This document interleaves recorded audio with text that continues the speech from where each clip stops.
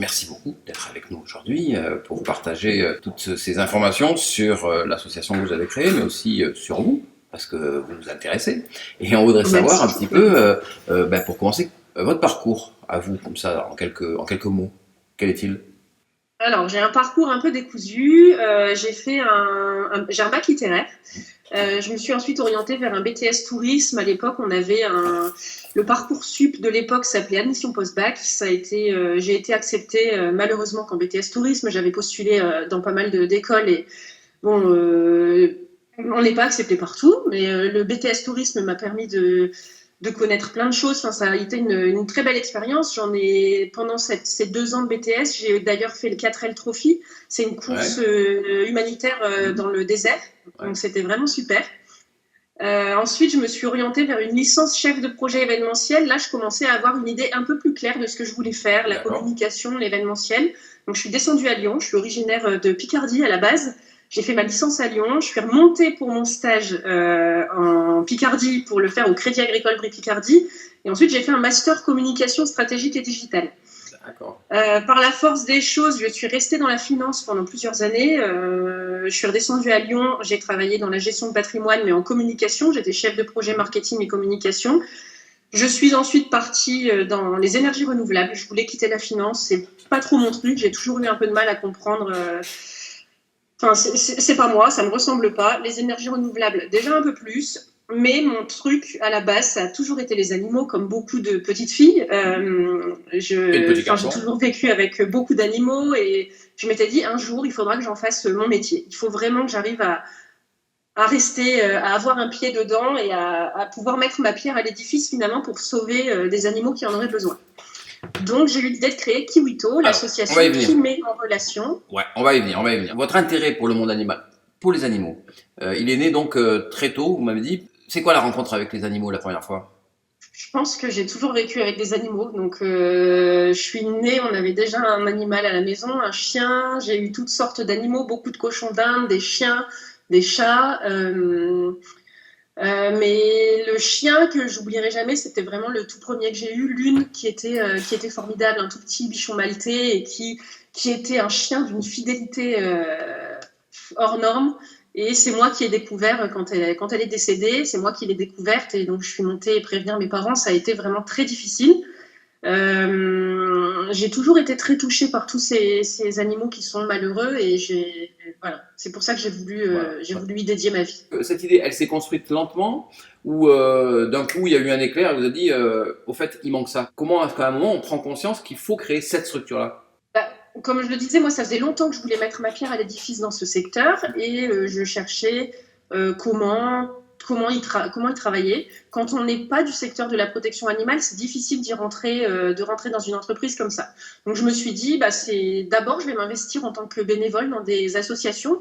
Donc je suis bénévole communication dans l'association Gamelle Plaine de Lyon. J'ai été recrutée aussi en tant que chargée de com chez Défense de l'Animal. J'ai eu la chance quand j'ai créé Kiwito d'être recrutée là-bas. Mais je voulais créer quelque chose qui puisse vraiment permettre concrètement de sauver des animaux. Mais je ne savais pas quoi. Et j'ai pas vraiment non plus une âme d'entrepreneur à la base. Enfin, dans ma famille, tout le monde a créé son entreprise, mais moi, je ne savais pas quoi créer. Et l'idée est venue parce que je suis sur beaucoup de groupes sur les réseaux sociaux, et notamment des groupes dédiés à l'abandon d'animaux et sur lesquels beaucoup d'associations sont. Et je voyais des posts très régulièrement, recherche FA pour tel animal. Et pour moi, FA, à l'époque, ça ne voulait pas dire grand-chose. Donc, FA, famille d'adoption, famille d'accueil. Mais famille d'accueil, dans ce cas-là, ça veut dire quoi? Donc, je me suis petit à petit intéressée et j'ai essayé de comprendre les différences entre toutes ces notions. Il y a famille d'accueil, famille d'adoption, panier retraite, famille relais. Donc, j'ai réussi à démêler ce nœud qui est vraiment incompréhensible pour le commun des mortels. Et je me suis dit, mais en fait, il n'y a rien aujourd'hui qui ne s'intéresse au sujet de la famille d'accueil, donc temporaire. Et c'est là que m'est venue l'idée de créer Kiwito, parce que oui, on a des solutions qui sont dédiées à l'adoption, mais on n'a rien pour l'accueil temporaire d'animaux. L'abandon d'animaux en France aujourd'hui, c'est un phénomène important? Très important. On est sur 300 000 animaux d'abandon par an. Les statistiques sont un peu pas biaisées, mais difficiles à obtenir parce qu'il n'y a pas vraiment de remontée de toutes les associations et refuges à un moment donné dans l'année. Donc on fait un peu ce qu'on peut avec ce qu'on a. Donc en réalité, c'est peut-être beaucoup plus, c'est peut-être un peu moins. Je pense que c'est plus que moins, mais oui, c'est énorme. Je le vois en travaillant chez Défense de l'Animal, on est une confédération qui gère des associations et refuges indépendants. Là, avant l'été, on a la majorité des refuges qui sont déjà sous l'eau et qui n'arrivent pas à s'en sortir. Donc on ne sait même pas comment on va gérer le flux d'abandon qui va arriver là cet été. On en vient plus spécifiquement au fonctionnement de Kiwito. Alors, parenthèse, pourquoi ce nom? Alors, j'ai un petit chat qui s'appelle Kiwi. Le Ito en espagnol, c'est le diminutif pour mignon. Le kiwi aussi en Nouvelle-Zélande, c'est l'oiseau bien connu avec son bec crochu. Et donc c'est pour montrer un peu qu'on peut garder tout type d'animaux sur Kiwito. Bon, on va pas garder des kiwis, c'est sûr, mais on va du chien au chat, au nac, à l'animal de ferme. On peut très bien avoir besoin d'une famille d'accueil pour une vache, ça arrive. Même des reptiles.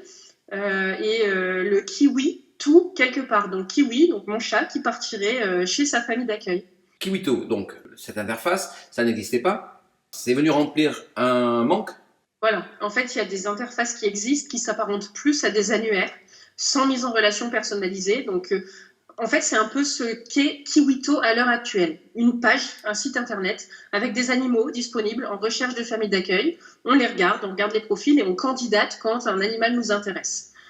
C'est pas l'idéal parce qu'on n'arrive pas à faire des placements. C'est pas optimal en fait pour faire des placements. Moi, l'idée c'est vraiment une association cherche une famille d'accueil avec l'application Kiwito quand elle existera dans quelques mois. L'application va entrer ces différents critères. Je veux une famille d'accueil avec ou sans enfants, avec ou sans animaux, qui vivent dans une maison avec jardin, qui vivent à tel endroit. Plein de filtres possibles et elle tombera dans ce cas-là sur les familles d'accueil disponibles en fonction de tous ces filtres. Et inversement, les familles d'accueil dispo pourront chercher les animaux dispo avec tous les filtres qui lui correspondent. Ces familles d'accueil, en fait, ce sont des options, ce sont des solutions transitoires, donc clairement. Oui, c'est vraiment transitoire. Après, une famille d'accueil est toujours prioritaire sur l'adoption si elle veut adopter l'animal. D'accord. C'est important de le préciser. Donc, via cette application et via cette station, c'est aussi peut-être une porte vers, ensuite, à un autre niveau, mais c'est aussi une porte vers l'adoption finale. Mais ça, c'est dans un second temps. Qu'est-ce qu'on peut ajouter sur le fonctionnement de Kiwito? L'idée, ce serait qu'avec Kiwito, tous les contrats de gestion de famille d'accueil soient simplifiés. Aujourd'hui, les associations, on a de tout. Dans les associations, on a de la très grosse association, très staffée, avec des équipes juridiques bien gérées, à la toute petite association, gérée par une ou deux personnes qui font comme elles peuvent. Donc dans ce cas-là, les contrats dont les familles d'accueil vont disposer peuvent être complètement différents. Nous, le but, c'est d'uniformiser tout ça et que quand un placement en famille d'accueil se fait, on ait un contrat généré automatiquement par l'application qui est rédigé par nos juristes. On a une dizaine de juristes bénévoles qui sont là et qui travaillent sur la rédaction de ces contrats, qui seront adaptés en fonction du profil de l'animal, des spécificités de cet animal, et puis si c'est par exemple un chien de catégorie, ce sera un contrat dédié, et puis de la garde, du temps de garde défini, et des frais qui seront pris en charge par les associations. Car légalement, toutes les associations doivent prendre à minima les frais vétérinaires en charge, mais certaines ensuite décident de prendre en plus la nourriture, les jouets, les accessoires, et plus si besoin. Les résultats, pour l'instant, donc, de Kiwito, qu'est-ce qu'on peut dire? Ça fonctionne, on a de plus en plus de demandes.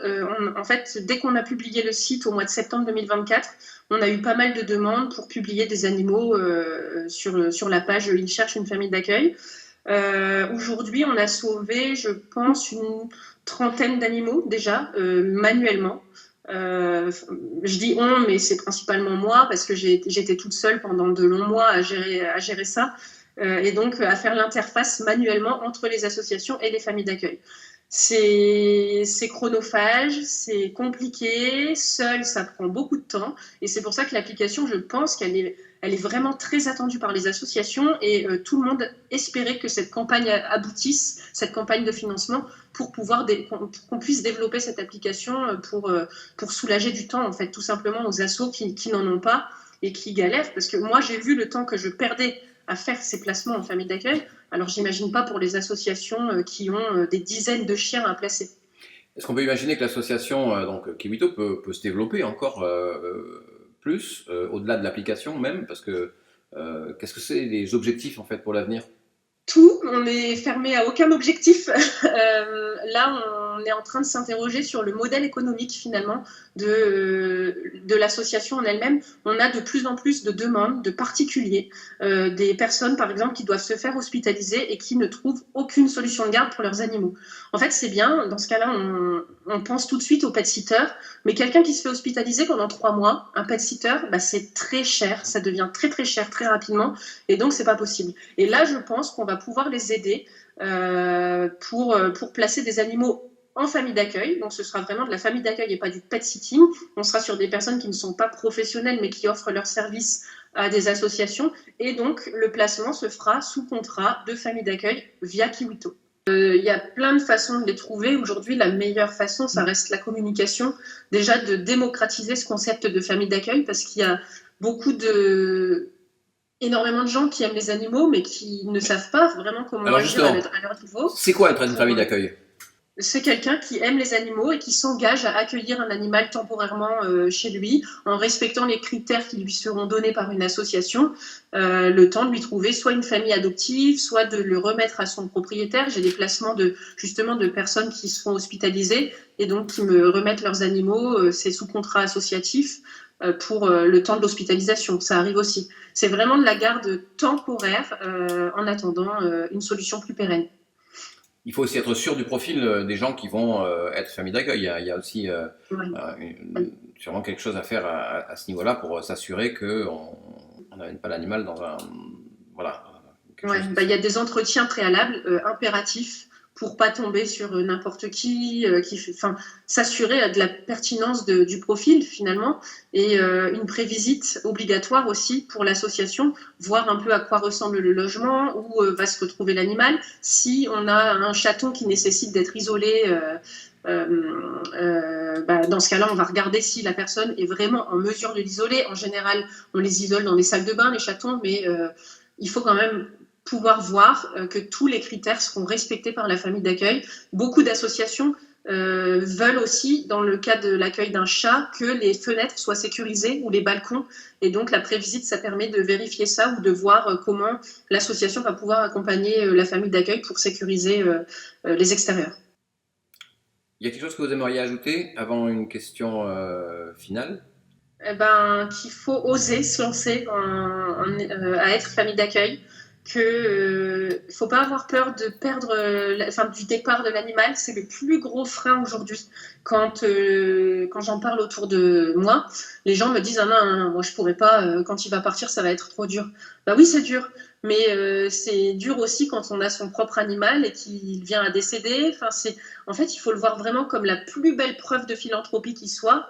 Il y a plein de façons d'aider des gens, des animaux, des humains ou des animaux, peu importe. Mais celle-ci, pour moi, si on aime les animaux, c'est vraiment la meilleure façon de leur offrir une seconde chance. Ça permet à certains animaux de ne pas être euthanasiés si pas de place pour les accueillir, ou de les laisser dans la rue parce que aucune solution pour eux. Donc vraiment oser, c'est une aventure formidable. Il faut le voir vraiment comme si on rendait service à une association et à un animal. Et oui, ce sera dur, c'est toujours dur, mais il faut savoir aimer intensément pour pouvoir relâcher l'animal et savoir qu'il sera entre de très bonnes mains derrière. Et on a contribué à faire quelque chose de très beau quand on est famille d'accueil. La question finale, la plus dure, la plus difficile. Est-ce que vous avez un animal préféré, ou un animal fétiche, ou totem, ou ce qu'on voudra? Est-ce qu'il y a un animal qui marque votre vie? Tous les animaux qui ont traversé ma vie l'ont forcément marqué. Je parlais de Lune tout à l'heure, mon premier chien, elle était formidable. Kiwi, elle a aussi marqué ma vie. Là, j'ai l'empreinte de mon chat qui est décédé il y a 2 ans. Ma sœur a la même. Elle lui avait pris cette empreinte quelques mois avant son décès. Donc, on s'était promis de faire ça ensemble. Mais si j'avais un animal fétiche, je pense que ce serait le renard. J'adore les renards. Pour moi, c'est vraiment un mix entre un chien et un chat. C'est espiègle, ça peut être très câlin. C'est un animal sauvage, donc je vous invite pas à aller leur faire des câlins, hein, évidemment. mais c'est merveilleux comme animal et pour moi, je pense qu'on ne devrait pas les voir comme des nuisibles.